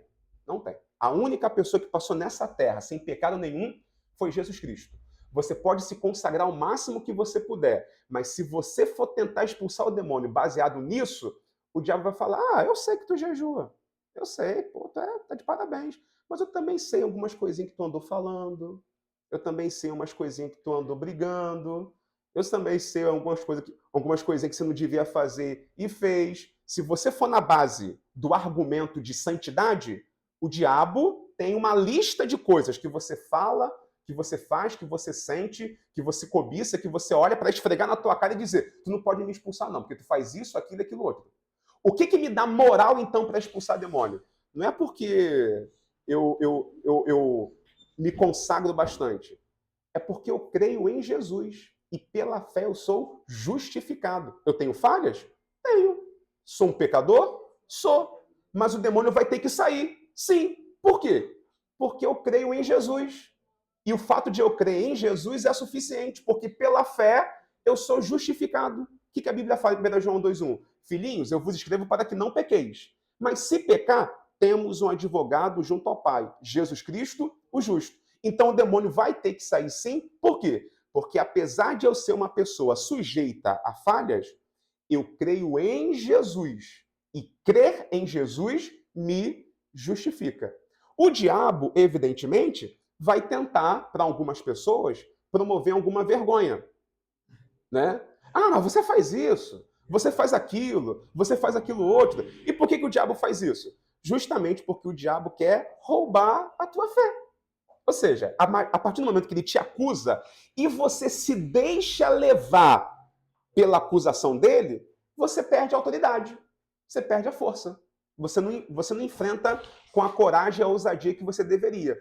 Agora, quando você tem convicção da tua fé, não tem acusação que lhe levante. Romanos 8, versículo 1. Nenhuma condenação há para os que estão em Cristo Jesus. Romanos 8, 33. Quem intentará acusação contra os escolhidos de Deus? É Deus quem os justifica. Ou seja, não sou eu que me justifico para o diabo, dizendo, não, mas peraí, eu sou santo, eu oro, eu jejuo, eu me consagro. Não. Deus que me justifica a partir do momento que eu creio no que o Filho dele fez por mim. O sangue de Jesus me purifica de todo pecado. Né? Quando você tem essa consciência, você amadurece a tua fé num nível que pode aparecer o demônio que for. Você vai colocar aquele demônio para correr porque você está se baseando na fé em Jesus. O que os discípulos não conseguiram fazer foi por quê? Pequenez da fé. Se tivessem essa fé, conseguiriam fazer. Não tiveram, não foi feito. Então, essas sinalizações aqui são importantes. Você perceber. Alguns versículos, às vezes, até desaparecem da Bíblia. Desaparecem. Sim. Então, essa informação desse versículo 21, está até em vermelho, que, dizendo como fosse Jesus que falou. É provável que não falou, ele com certeza não falou isso. Não dá para afirmar 100%. Por quê? O critério aqui é o seguinte. Não é bíblica, talvez ele não faz parte do texto. O que ele quer sinalizar ele aqui não está nem batendo o martelo, nem afirmando, nem desafirmando. O que ele está dizendo é o seguinte, essa frase não aparece nos manuscritos mais antigos. Então, muito provavelmente, não é original. Bom, vai que algum arqueólogo, se algum arqueólogo achar um manuscrito mais antigo com essa frase aqui, aí isso cai por terra. Aí vai estar provado que a frase é original. Só que... Mas mesmo assim, eu acho que ele está falando ali, não como o senhor já explicou, ali talvez seria falando, no meio do jejum era só um acrescenta a fé. Está falando, talvez vocês estão com a fé pequena que está orando por exemplo. No sentido de assim, quando acontecem essas adições, existe uma ciência chamada crítica textual. A crítica textual, ela investiga os textos antigos para avaliar o porquê que numa versão aparece de um jeito e outra versão aparece de outro jeito. Esses casos aqui, os críticos textuais, eles explicam que deve ter sido por conta de alguma mudança litúrgica na igreja. Em algum momento, alguns padres quiseram reforçar a ideia de jejum e oração, como estímulo, até talvez para aumentar a fé. E aí, nessa intenção, eles podem ter colocado essa observação aqui. Obrigado. Pode ter colocado essa observação aqui. Só que, quando a gente lê o contexto, a gente vê que não precisa desse acréscimo. Não precisa, porque o texto já está claro. Ele já explica o que é. E quando os discípulos pediram para acrescentar a fé, tem um episódio lá em Lucas, né? Jesus dá uma outra diretriz. Então, essas frases, elas, em algum momento, apareceram no texto.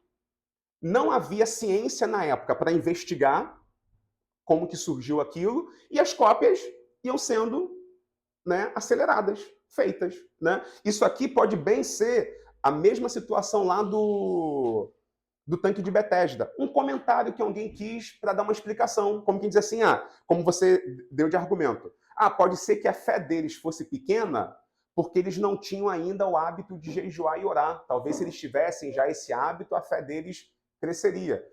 Poderia ser uma tentativa de explicação. Só que, na nossa interpretação e pregação e aplicação, a gente tem que tomar muito cuidado com essas frases, para a gente não criar uma doutrina em cima de algo que era apenas um comentário explicativo. Né? Algumas Bíblias, quando se tem um grau de certeza absoluta, assim, já tem a prova que tal versículo, tal frase não é original, algumas Bíblias removem, desaparece com aquilo. Tipo isso aqui, ó. Você pega 1 João, deixa eu comparar aqui, ó. 1 João, capítulo 5, versículo 7 e 8. Olha o versículo 7 na Revista Corrigida. Porque 3 são os que testificam no céu, a palavra, o Espírito, e estes 3 são um. E 3 são os que testificam na terra. Aí vem a sequência, o Espírito, a água e o sangue. Estes 3 concordam num. Olha como é que está a linguagem de hoje. Há 3 testemunhas. Acabou o versículo. Acabou. Aí pula para o 8. O Espírito, a água e o sangue. Cadê a parte do o Pai, a palavra, o Espírito, esses 3 são um? Cadê? A linguagem de hoje sumiu com ela. Tirou toda a frase. Aí imagina eu pegar um texto desse aqui. Vamos fazer a leitura congregacional, irmãos. Eu leio o primeiro versículo, a igreja lê o segundo. Aí alguém leu 6, agora a igreja leu 7. Aí toda a igreja. Porque 3 são os que testificam no céu. Quem tem a linguagem de hoje, acabou a leitura por aí. O restante vai ter uma longa parte ainda para ler. O pessoal da linguagem de hoje já interrompeu a leitura. Por quê? Porque essas edições mais modernas já têm a certeza de que essa frase aqui foi um acréscimo. Não aparece em manuscritos antigos. Provavelmente, quem acrescentou na intenção de dar uma explicação sobre a Santíssima Trindade. Porque isso aqui é claramente sobre a Trindade, né? O Pai, a Palavra e o Espírito são um. É a doutrina da Santíssima Trindade. Talvez alguém, na intenção de colocar uma nota explicativa, criou quase um versículo inteiro. Quando essas coisas são descobertas, os editores vão ou sinalizando, ou você consulta a sua Bíblia depois. Revista é atualizada, coloca colchetes. NVI coloca às vezes um asterisco, aí lá embaixo tem uma nota explicativa. Algumas edições some com aquela frase, tira totalmente, tá? Tudo isso aí impacta na tradução. Beleza, gente? Sim. Então, deixa que eu lembrei aqui, às vezes a gente até acrescenta que não tem. Não tem nem colchete. Não sei se os irmãos vão acompanhar. 1 Samuel 7, parte B deles, assim, que diz: até aqui nos ajudou o Senhor. Por isso, só até aqui nos ajudou o Senhor. O Estamos Alegres é por grandes coisas, né?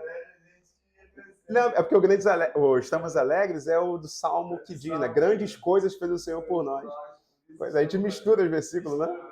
Salmo 4 e Salmo 24 e outros. A maioria acho que são salmos, que fala de Selá. Selá é uma palavrinha hebraica que ninguém sabe qual é o significado exato, mas alguns entendem que era uma instrução musical. Era para colocar uma pausa. Por isso que algumas vezes colocam pausa. Para refletir. Não seria para refletir, seria a pausa musical. Por quê? É como se... porque os salmos são músicas, né? Então seria como se fosse uma indicação de que era para você ir cantando até uma certa parte e fazer uma pequena pausa para tipo entrar num coro, né, num refrão, alguma coisa assim. Seria mais ou menos essa ideia. Essa ideia. É que é algo mais santo que vai vir depois ali na passagem. A Bíblia, gente, quando ela sofreu essas cópias, as cópias elas eram feitas de modo assim, bem artesanal, né? Então, muita coisa não era feita ainda com o devido cuidado que a gente tem hoje para poder organizar. Então, por exemplo, olha esse versículo aqui, ó. Olha que interessante isso aqui. Mateus 19, 24. Outra vez vos digo que é mais fácil passar um camelo pelo fundo de uma agulha do que entrar um rico no reino dos céus. Olha como é que está na Bíblia Armênia. Mais uma vez vos digo, é mais fácil passar uma corda pelo fundo de uma agulha do que entrar um rico no reino de Deus. Mudou, né? Enquanto lá em cima está camelo, aqui está corda. Por quê que está essa diferença? Porque olha aqui, ó. Como que é a palavra camelo em grego? Deixa eu aumentar aqui. Ó, como é que é camelo em grego? Kamelos. Como que é corda em grego? Kamilos. Ou seja, a escrita e a pronúncia são parecidas. Então, é natural que alguém, fazendo a cópia, ouvindo a palavra, pode ser que tenha confundido.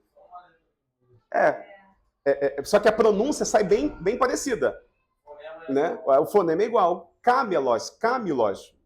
Ali na hora ouvindo, é tudo igual.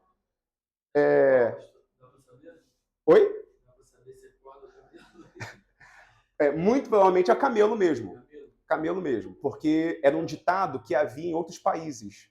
Só que com animais diferentes. Por exemplo, na Índia, se falava o elefante. É mais fácil um elefante passar no fundo de uma agulha do que acontecer alguma outra coisa absurda. Mas por quê? Porque na Índia, o elefante era o maior animal que eles tinham contato. Na Palestina, o maior animal que eles tinham contato no dia a dia era o camelo. Então, quando usa o camelo, é para indicar um animal de grande porte. E a agulha também é a ferramenta de costura. Só que, vocês devem já ter lido na internet que a agulha devia ser uma portinha lá em Jerusalém, onde, ou em algumas cidades, né, que a pessoa entrava ali numa brecha, né? Só que não tem nenhuma evidência arqueológica de portas dessas lá na Palestina. Então parece que alguém divulgou isso na internet, espalhou e as pessoas ficam repetindo. O mais provável é que o que Jesus disse é o texto que nós conhecemos literalmente. O camelo é o animal e a agulha é a ferramenta de costura.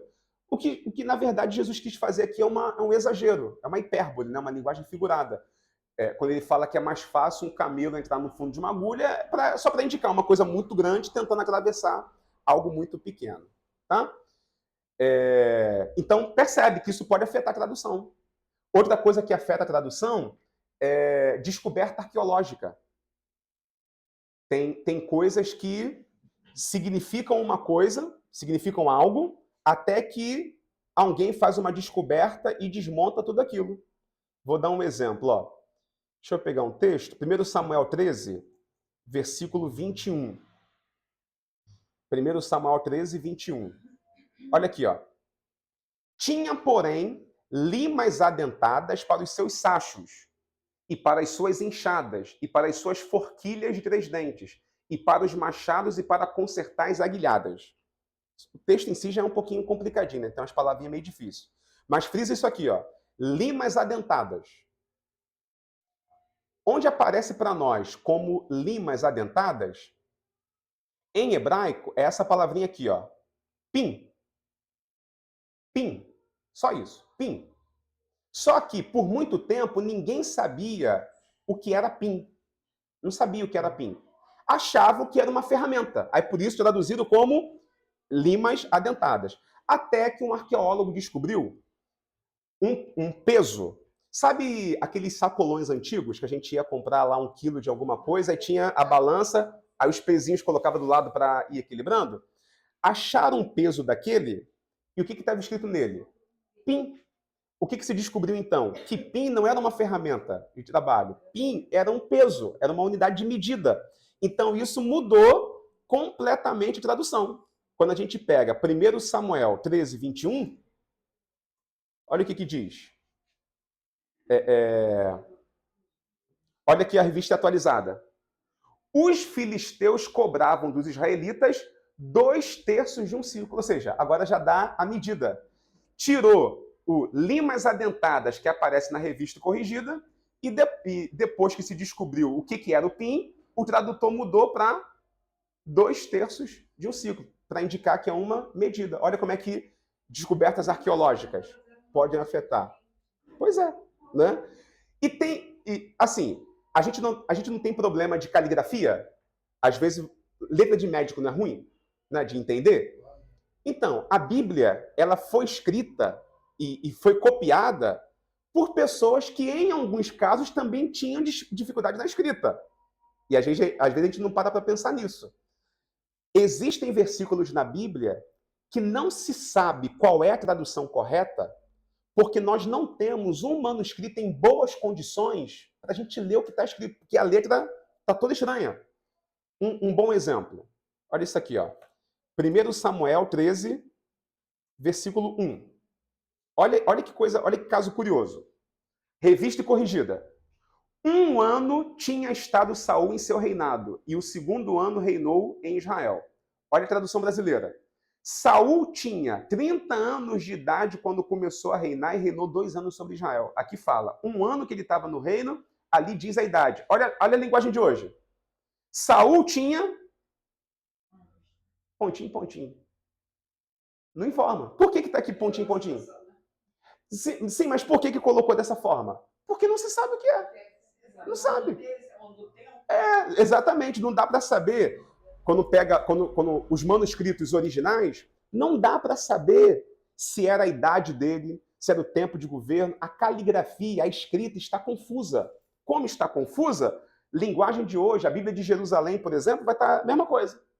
E tinha pontinho, pontinho, porque não sabe o que é, então não vou inventar. Deu para entender? Então essas questões, elas afetam a cópia, a tradução. Evidente, a ampla maioria da Bíblia está muito bem preservado e tudo que é importante para a nossa fé chegou para nós em boas condições. Mas existe uma palavrinha ou outra, né, que pode gerar esse tipo de questionamento.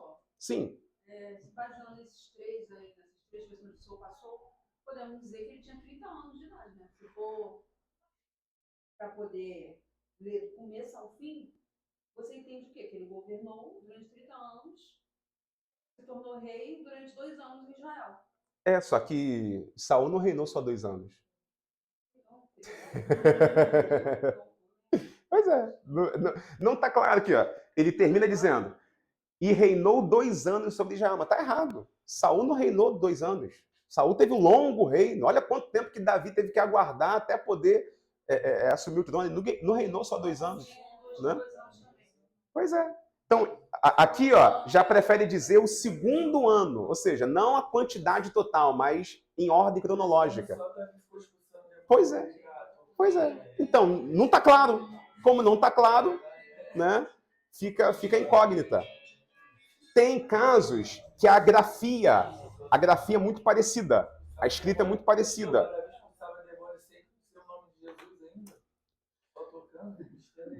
Tem que saber se era um demônio mesmo que estava ali, né? O texto fala que era um espírito mau. Sim, mas espírito mau não precisa indicar propriamente um demônio. Pode ser simplesmente uma perturbação mental, né? Porque lembra que o ser humano na Bíblia é apresentado como corpo, alma e espírito. Espírito mau pode ser uma alusão a estar com seu estado mental perturbado.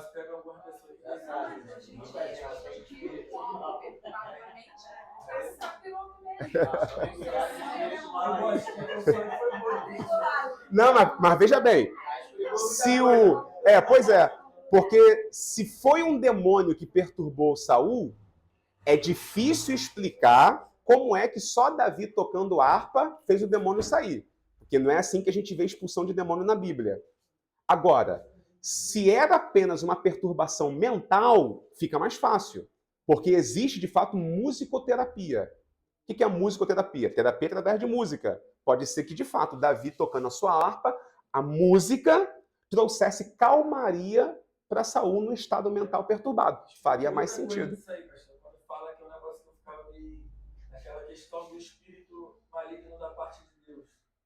Às vezes Deus só botou a perturbação dele. Sim. Eu pensava que era como é que é esse espírito? Porque fica, do jeito que as pessoas entendem, fica a impressão que Deus mandou um demônio como capanga. Né? Vai lá e perturba ele. Agora, se é apenas uma doença mental, não tem problema nenhum de entender dessa forma. Porque a Bíblia diz que Deus cura e que ele fere. Então, Deus pode tanto curar como fazer adoecer. Não há impedimento algum para Deus falar isso, para Deus fazer dessa forma. A Light me perturba toda vez. A Light me envia um espírito mau toda vez. Olha que exemplo curioso. Esse aqui vocês devem conhecer também. Daniel 12:4. Olha como é que está a revista corrigida. E tu, Daniel, fecha estas palavras e sela este livro, até o fim do tempo. Muitos correrão de uma parte para outra e a ciência se multiplicará. Ciência. Olha a Bíblia de Jerusalém. Quanto a ti, Daniel, guarda em segredo estas palavras e mantém lacrado o livro até o tempo do fim. Muitos andarão errantes e a iniquidade aumentará. Afinal, o que vai se multiplicar? Ciência ou iniquidade? Primeiro ponto, as duas se multiplicam. Então, não é um problema sério para a gente. Né? Não é. Tanto a ciência quanto a iniquidade aumentou. Mas o que de fato está em Daniel 12? Agora, primeiro, por que causou essa diferença? Olha como é que se escreve ciência e iniquidade em hebraico. Não é idêntico, gente? É idêntico. É. Ó, o que muda aqui, ó, a segunda letra é igualzinha, só que é diferente. Isso aqui é um Dalet, isso aqui é um Resh. Parece, mas não é. A última, aqui, ó, tem um Tav, que é fechado, e aqui um Re, que é aberto. Mas, gente, é idêntico. E numa caligrafia qualquer pode passar batido. Né? Por quê? Perfeito, Mateus 24. Exato. Tá vendo? Quando a gente pega essas situações, a gente tem que colocar a cabeça para raciocinar e pensar assim, puxa, existe alguma outra parte da Bíblia que diz que a ciência vai se multiplicar? A estranheza começa por aí. Porque se isso fosse de fato... Exato. Se fosse uma profecia mais precisa, eu teria textos no Novo Testamento falando disso. Mas, estranhamente, não há. Não há. Por outro lado, quando eu vou em Mateus 24, o que Jesus disse? Por se multiplicar a iniquidade, o amor de muitos se esfriará. Quem me garante que quando ele disse por se multiplicar a iniquidade, ele falou isso justamente em alusão a Daniel, já que Daniel disse que a iniquidade se multiplicaria, Jesus está acrescentando. E por se multiplicar a iniquidade, que vocês já sabem, né, que Daniel profetizou, o amor de muitos se esfriaria. Pode ser. Essas questões, a gente não tem como assim ser taxativo com 100% de certeza. Mas quando a gente junta os pontos, faz algumas comparações, a gente pode chegar a algum entendimento. Tá? Mais fácil passar um caminho sempre haverá da do que descobrir essas coisas. Oi? Não entendi? Mais fácil passar um caminho no fundo da Bíblia. Até porque a harmonia bíblica ela sempre vai dar indícios em outros textos. Né, sim. Tem uma confirmação, né? Tem uma confirmação. E, puxa, o crescimento da ciência é um fato. É tão fato, mas tão fato, que, poxa, é estranho a Bíblia não ter mais versículos falando disso. Que é uma coisa que está acontecendo e é uma grande evidência. Né? Tem tantas coisas que está acontecendo que a Bíblia aponta, né, como pecado, o aumento do pecado, falsos profetas. Então seria natural esperar também que a questão da ciência fosse repetida com mais frequência, que não é o caso. Iniquidade, por sua vez, já aparece bastante. E tem casos, gente, que a tradução, a diferença é a interpretação do tradutor. Porque não se esqueçam que o tradutor também é um intérprete. Então tem palavras que têm mais de um sentido e o tradutor dá a sua interpretação. Ó, um exemplo bem interessante. Salmo 116:15. Olha a revista corrigida. Preciosa é a vista do Senhor a morte dos seus santos. Né? Olha a linguagem de hoje. O Senhor sente pesar quando vê morrerem os que são fiéis a Ele. Concorda que são coisas totalmente diferentes, né? Uma Bíblia fala que a morte do crente é preciosa para Deus. Na outra diz que Deus sente pesar. Gente, ele está falando de coisa totalmente diferente. Totalmente diferente. Mas por que é totalmente diferente? Porque a palavra hebraica que é usada aqui é sinônimo de algo valioso, caro. Tudo que é caro e valioso, eu posso entender de duas formas. Eu posso entender que justamente por ser caro é precioso, ou justamente por ser caro me gera um peso ou algum tipo de incômodo. O iPhone é um bichinho caro. Justamente por ele ser caro, eu posso tratá-lo como precioso. Cara, não deixo isso aqui, não empresto para ninguém, não deixo na mão de ninguém. Toda hora põe a mão no bolso para saber se ele está aqui. Cuido dele, coloco a capinha nele. Por quê? Porque ele é precioso. Estou olhando pelo ponto positivo. Mas eu também posso olhar pelo ponto negativo, né? Puxa, cara, muito caro. Sério que eu vou gastar tanto dinheiro assim só por causa de um celular? Ah, não. Acho que tem outros aparelhos que fazem a mesma coisa ou parecido. Não sei se eu vou precisar de um iPhone. Tá vendo? Uma coisa que é cara, eu posso tratar como algo precioso ou como algo pesaroso. Então, os tradutores dão a sua interpretação. E aí, qual é a certa? É você que tem que dar. É você que tem que interpretar o texto. Entendeu? Que a mulher de Jó falou para ele bendizer, Deus lhe for morrer.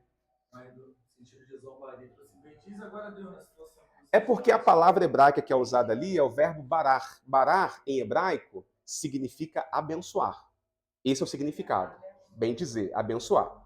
Agora, tá errado dizer que ela falou amaldiçoa Deus e morre? Não, não tá errado. Por quê? A gente chama isso de eufemismo. O que é o eufemismo? Quando você usa uma palavra num tom meio que, assim, você usa uma palavra que literalmente é positiva, é boa, agradável, mas para retratar algo ruim, né? Por exemplo, fulano morre. Para aliviar a frase, eu digo, fulano descansa. Não é assim que a gente fala? Ah, o irmão descansou no Senhor, para não dar notícia com uma frase muito pesada, né? Fulano morreu. Por que eu estou falando isso? Não está errado dizer o que o tradutor colocou. Quando ela fala assim para Jó, abençoa Deus e morre, esse abençoar é o abençoar da despedida. Quando você se despede de alguém, você, tipo assim, teu parente vai embora, teu esposo vai trabalhar, tua esposa vai trabalhar, aí você fala assim, vá com Deus. Deus te abençoe. Você está abençoando, mas abençoando uma despedida. O que a mulher está falando para Jó é mais ou menos isso. Se despede de Deus, tira Deus da tua vida e morre. Aí ela, literalmente, ela falou, abençoa a Deus e morre. Com esse sentido que eu acabei de explicar. Olha, se despede dele, como quem diz assim, olha, manda Deus ir embora, manda Deus ir com Deus. Mais ou menos isso, ó. Manda Deus ir embora e morre. Só que se o tradutor colocasse literal, a confusão seria muito grande. Então, os tradutores preferem colocar o sentido. Ela falou uma frase que literalmente é abençoar, mas no sentido negativo, um sentido ruim. Então ela vai lá e coloca como amaldiçoar. Amaldiçoa Deus e morre. Foi no sentido de se despedir de Deus. Coloca Deus para correr da tua vida. Expulsa Deus da tua vida e morre logo. Porque isso é melhor. Então essas coisinhas também têm a ver com interpretação. E isso é um exercício que a gente sempre vai fazer. Isso aqui... Sim, estudada. Esse caso aqui, para você entender se a morte é preciosa ou pesarosa, você tem que ler como que a morte é tratada nesse salmo. Aí, ó, para gente terminar, como é que o salmista fala de morte aqui? Salmo 116. Olha como é que ele começa. Versículo 3. Cordéis da morte me cercaram, angústias do inferno se apoderaram de mim. Encontrei aperto e tristeza. Ele está falando de morte como algo bom ou ruim? Ruim. Olha o que ele diz no versículo 4. Então invoquei o nome do Senhor, dizendo, Senhor, livra a minha alma. Olha o versículo 8. Porque tu, Senhor, livraste a minha alma da morte. Ele está falando o salmo inteiro que ele foi livre da morte. Então está tratando como morte como algo ruim. Não faria sentido ele dizer, Deus me livrou da morte, a morte me cercou, eu clamei, Deus me ajudou, mas preciosa é a vista do Senhor a morte dos seus santos. Não casaria uma coisa com a outra. É mais lógico. No sentido de Deus querer a pessoa perto, então era bom para ele, mas não é o caso. Não é. O mais lógico é pensar que a morte de um justo é tão cara, que é mais ou menos o que o salmista quer dizer o seguinte, Deus tem interesse na sua vida, em te manter vivo. Para ele decretar que chegou a sua hora de morrer, é porque, de fato, já concluiu toda a obra na sua vida, você já fez o que devia fazer, ele já cumpriu o que ele devia cumprir, e já chegou uma época inadiável. Porque Deus, para Deus, esse momento, o momento que você vai partir, é um momento caríssimo para Deus. É um momento especial, importantíssimo para Deus. Porque Deus, via de regra, ele zela pela tua vida. Né? O ímpio, ele morre antes do tempo. É mais ou menos isso. Morre antes do tempo por quê? Porque a desobediência gera morte. O que dá lá nos 10 mandamentos? Honra teu pai e tua mãe para quê? Para que se prolongue os teus dias sobre a terra. Então a ideia é, a obediência, a justiça vai prolongar a minha vida. Para eu só terminar de viver quando eu acabar a missão que Deus me deu. Para Deus é isso. Para alguém morrer antes da hora, puxa, tem que ser uma coisa muito grave, muito crítica, muito séria, porque Para Deus, o justo tem uma vida e uma morte cara. Deus investiu pesado em você. Deus investiu na sua vida. Ele quer que aqui na terra você cresça, que você cumpra a missão que ele te deu, que você obedeça aos mandamentos dele, que você cumpra teu chamado. Olha quanta coisa ele investiu na sua vida. Você acha que ele vai querer te perder atravessando aqui a rua e sendo atropelado por um carro assim do nada? Uma coisa inusitada? Não, o interesse de Deus é preservar a tua vida até você concluir a tua missão. E dizer como Paulo, combati o bom combate, acabei a carreira, guardei a fé. Ou seja, concluí. Cheguei ao nível que agora eu posso partir em paz. É isso que o Salmo quer dizer, que o salmista passou por várias situações de morte, mas como não era a hora dele morrer ainda, ele clamou e Deus socorreu. E por que Deus socorreu? Porque Deus vê com pesar a morte dos seus servos. Ou eu posso dizer, porque precioso é para o Senhor a morte. Ou seja, precioso no sentido de que é tão caro, mas tão caro que, peraí, não vou deixar morrer em qualquer lugar não, em qualquer hora não, só vai partir quando chegar a hora mesmo. Porque antes disso, eu não vou deixar. Vou livrar tantas vezes quantas forem necessárias até que o meu justo cumpra seu chamado. Bom, gente, vamos encerrar por aqui. Perdoa aí a gente ter passado um pouquinho da hora, porque a gente está encerrando a matéria, né? E foi bom a gente concluir logo o assunto para a semana que vem a gente começar a matéria nova. E a gente já... nem parece, mas a gente nem entrou nos livros da Bíblia ainda, né? A gente só está fazendo uma introdução à Bíblia. A gente, semana que vem, começa a estudar o Pentateuco. Tá bom? Vamos orar, agradecer a Deus.